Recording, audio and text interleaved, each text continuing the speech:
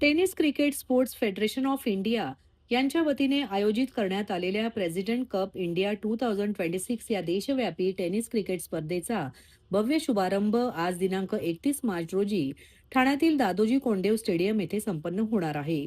या स्पर्धेचे उद्घाटन राज्याचे उपमुख्यमंत्री एकनाथ शिंदे आणि बॉलिवूडचे सुप्रसिद्ध अभिनेते सुपरस्टार सलमान खान यांच्या हस्ते होणार आहे. त्यामुळे या उद्घाटन सोहळ्याला अधिकच आकर्षण प्राप्त होणार आहे. कल्याण लोकसभा मतदारसंघाचे खासदार डॉक्टर श्रीकांत एकनाथ शिंदे यांच्या पुढाकारातून या भव्य स्पर्धेचे आयोजन करण्यात येत असून ते tennis cricket sports federation of इंडियाचे राष्ट्रीय अध्यक्ष म्हणून कार्यरत आहेत. त्यांच्या नेतृत्वाखाली टेनिस क्रिकेट राष्ट्रीय स्तरावर संघटित व व्यावसायिक ओळख मिळवून देण्याचा महत्त्वपूर्ण प्रयत्न या स्पर्धेच्या माध्यमातून होत आहे. ITCSFच्या माध्यमातून देशभरातील टेनिस क्रिकेट खेळाडूंना मोठे व्यासपीठ उपलब्ध करून देण्याच्या उद्देशाने या स्पर्धेची सुरुवात करण्यात येत आहे.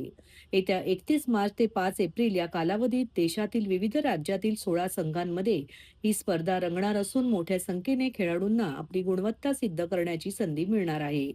प्रेसिडेंट कप इंडिया स्पर्धेची बक्षीस रक्कम 40 लाखांवरून थेट 1 कोटी रुपयांपर्यंत वाढवण्याचा ऐतिहासिक निर्णय ITCSFने घेतला आहे.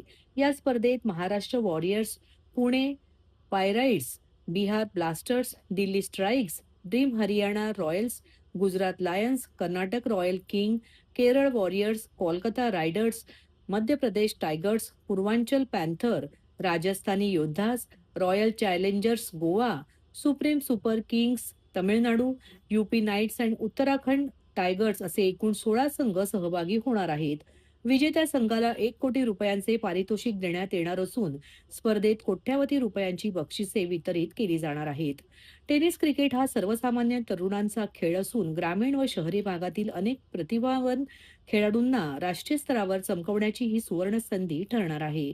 उद्घाटन सोहळ्याला क्रीडा क्षेत्रातील मान्यवर, विविध संघांचे खेळाडू तसेच मोठ्या संख्येने क्रिकेटप्रेमी उपस्थित राहणार असून प्रवेश विनामूल्य ठेवण्यात आला आहे.